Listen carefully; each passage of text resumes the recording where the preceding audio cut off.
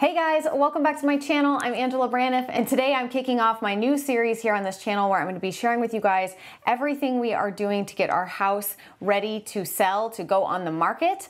If you've seen my previous video, then you know that we are in the process of selling our first home that we've ever bought, and hopefully going to be buying a sort of small farm, like hobby farm kind of thing, where we'll have horses and some other critters, and then eventually do some gardening and maybe a little bit of like homesteading-esque kind of stuff. So we're very excited for that. But first things first, we got to start here first. So this is the first video in the series, and today I'm going to be talking with you guys about what we are doing to get our house ready to go on the market. I'm going to kind of share this as a broader picture and then zero in on certain decisions we've made or directions we've decided to go in, but I want this video to be helpful for anybody getting ready to put their house on the market. So we're going to talk about sort of market analysis and real estate. I'm going to take you guys around and show you the list that we made of projects that we want to get done, and I'll take y'all around the house and show you some of those.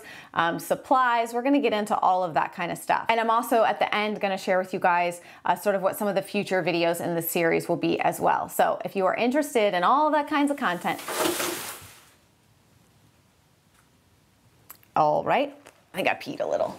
So if you're interested in that kind of content and you want to follow along this journey, or maybe you're planning on selling your house in the near future, be sure to subscribe, stick around, let's get into it. So step one for us was market analysis. We wanted to take a look at, over the years, our house has fluctuated a lot in value, just like for most people. So we wanted to take a look at exactly where our home was in the market now. Was it at top dollar, medium, low? Like, where were we at in the market? And so we did a lot of that research online, looking up comparable homes both in our neighborhood and our surrounding area that have similar square footage and bedrooms and lot sizes. Lot size is a big deal around here where we live. Because you have a lot of newer neighborhoods that have really tiny lots. We live in an older neighborhood where the lots are bigger, and that's something that people are really looking for. So we did a lot of market sort of analysis and research to try to figure out on our end if we felt like, okay, let's move to the next step, which is to then, oh, hi, cute bird. I am very distractible today, which is to then find a real estate agent. And a lot of times they will, for free, come out and walk around your house and give you a actual market analysis from a realtor where they can pull comps and things for you. And they will also, in many cases, walk around your house with you and be very brutally honest and realistic with you about what needs to be done and what doesn't need to be done. I know a lot of people have felt like we're doing too much to our house, that we are worrying too much about little things, and I'll get into that in a second. But a realtor will come around and tell you, like, don't bother with this, don't bother with that. Definitely do this, definitely do that. A lot of it's going to be about the things that add value to your home. There's a lot of little changes and little cosmetic things that don't actually add any value to your house. So they might not be worth doing, taking your time, effort, money, all of that to do them. I think one of the key things to evaluate here is, are you in a rush to sell your house? Do you just want to sell your house as fast as possible? Or do you want to get top dollar for your house? Because those are kind of two different things, at least in my opinion, depending on, again, this is all going to be like, what part of the market are you in? Are you in a entry-level home? Are you in something that's a little more expensive? What buyers are looking for in those different price ranges definitely changes. At a certain price point, buyers won't tolerate things not being updated unless your entire house is a fixer-upper, if that makes sense. So there's definitely, that's worth having a conversation with a real estate agent about where you're placed in the market in terms of the price point of your home, what buyers expect at that price point, what things are negotiable and what aren't. So for us, we really would like to get top dollar out of our house. The market is at a high point for our house, and we really would just like to get the absolute most that we can, because our equity in our home is our down payment on our next home. And that's typically most people's case and story. We've talked about this so many times before, but we feel very fortunate that we backed into and accidentally made a very good investment in this house in terms of purchasing it in foreclosure and then being able to do renovations over the last 9 years that we've lived here. We have just sort of chicken pecked away at projects and done little things over the years. So most of In fact, I would argue probably all of the big renovations we have completed, except for one or two little things that we are not going to be doing, like renovating the kids' bathroom upstairs. We're going to leave that for the next people to do however they want to, but we've put down hard surface floorings already on the first and second floor of the house. We've replaced the carpet on the third floor. We've pretty much painted the entire interior of the home. We've updated the kitchen. We've updated the master bath. All of those sort of big selling points we've done. So most of the things that are on our list are fine-tuning little things. And like I said, for us, it's about, we want a buyer to come in here and feel like, yes, 100%, like have that feeling of like, this is their home and they're not willing to let it go, right? When you get that and you get that feeling, people tend to be a little more willing to negotiate in certain areas. And so what we're really hoping for is to have a home that people walk into and feel like, yes, I could just move in here tomorrow with my family. I bit my tongue. This is a great home for our family. And of course, it's very easy for me to see a whole bunch of things that if we were gonna stay, I would keep doing, little things I would keep doing and changing. I'm not gonna go there. We're just going to complete any unfinished projects. If you've been around our vlog channel for a while, then you'll know that my husband and I have a tendency to start projects and not finish them. And so we just wanna complete any projects. Like for example, we had new floors laid in the downstairs of our home, and the trim, obviously when they're pulling up the old floor and putting in the new floor, the trim is all beat up and like there's paint missing on large sections of it. And that's been on my to-do list for like 6 months, is to paint the trim downstairs white. And I'm gonna take you guys inside in a little bit in this video and show you some of the things that we're gonna be doing. But that's just an example. To me, that's just one of those finishing touch things that makes the house look clean, and a home can look kind of dirty if the trim and everything is dingy and whatever. We're not trying to sell our home as a fixer-upper or a home that needs a ton of work.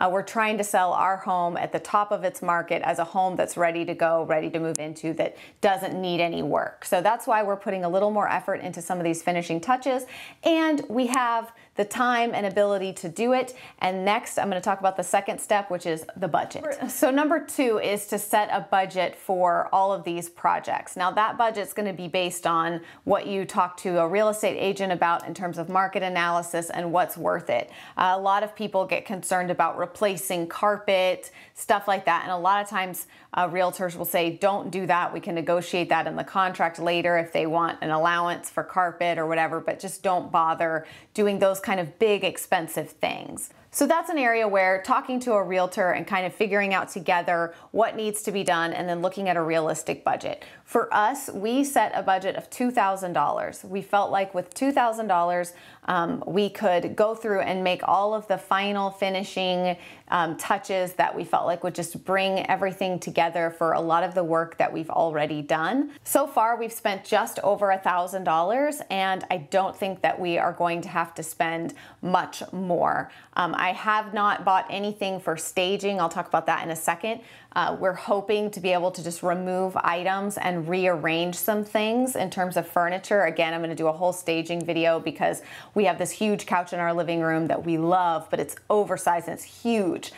We love it, but it makes our living room look really small. So we're going to be taking that sofa out and moving furniture from other parts of our home around so that it looks more like a traditional living room would for that size room, right? Because our sectional is just so big in there.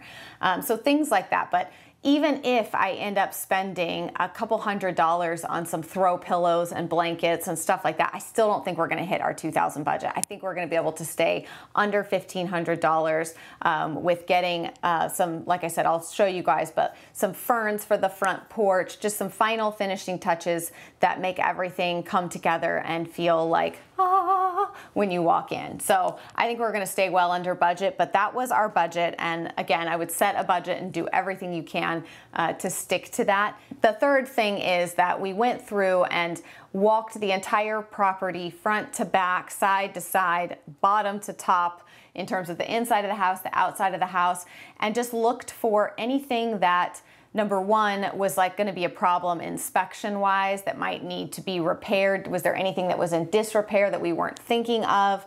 For us, in our circumstance, we just had our air conditioning replaced. We've recently replaced in the last couple of years some other larger things within the home that tend to have issues, HVAC systems. We've gotten a new roof.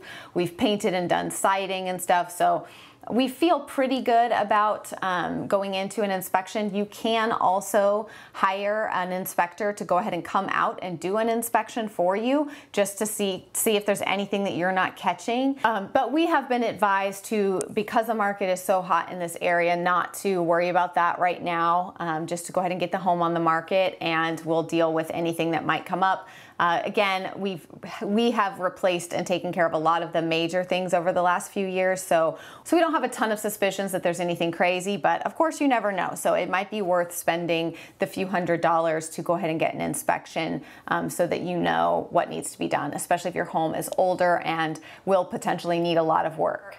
All right, so the number 4 is, that's 8, but number 4 is we started our supply list. So after we went through the house and wrote down everything, and I sectioned off when we wrote down everything for each room, what needs to be removed in each room in terms of clutter in the room, things on the wall, personalized things on the wall that we want to come down, any of that kind of stuff. So I made a list of things that need to be removed.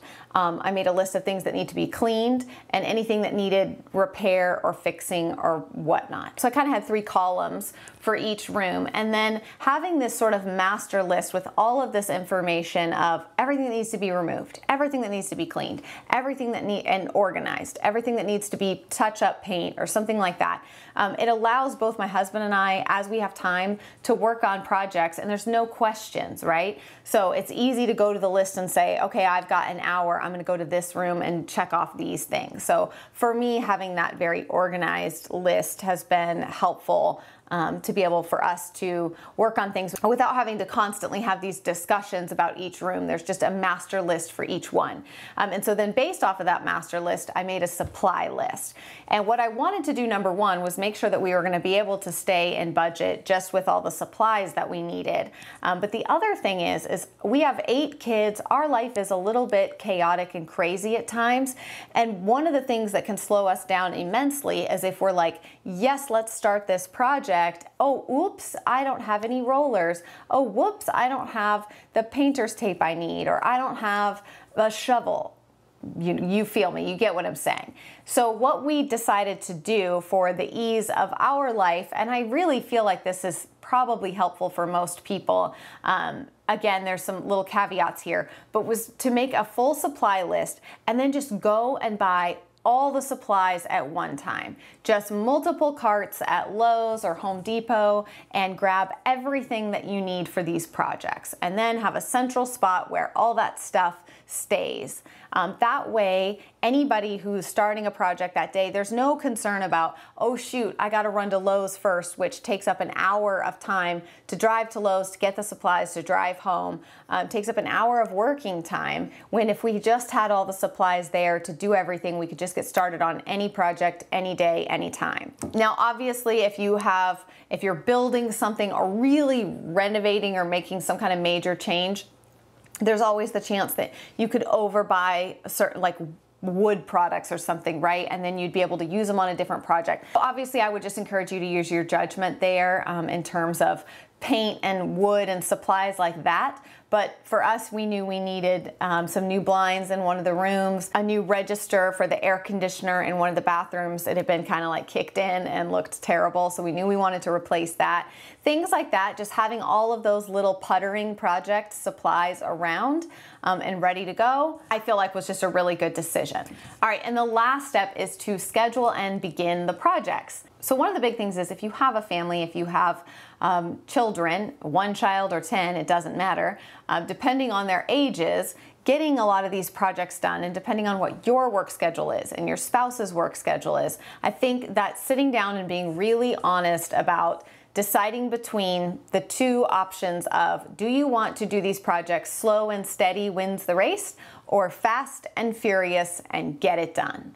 I think it all depends on how quickly you want your house to go to market and how realistic you can be about the help that you have or don't have in terms of getting these things done. As moms, we will often bite off more than we can chew and put a ton of things on our plate, and then we just get really stressed out trying to do all these projects. If your spouse has gone at work all day and you're trying to, like, I don't know, paint cabinets with toddlers running around and stuff, you can make your life utterly miserable and honestly just slow down the process and progress of any of these projects by not being realistic. You know, which is arguably why projects have taken years in our home before, because with my husband working full-time, me working part-time, plus homeschooling and having however many kids we had at the time, projects were always done in the cracks of time. So what we've actually been able to do, and we are so grateful and thankful that this worked out, was to fly my husband's mom out here. Plane tickets are incredibly cheap right now, and she was willing to come out for about 9 days. So she's gonna come out and help us with the kids, because our youngest are twin toddlers that are 2, almost 3, and then our son Benjamin is 10 months old. So we've got 3 under 3 basically as the youngest, and they require a lot of attention and care and all of that.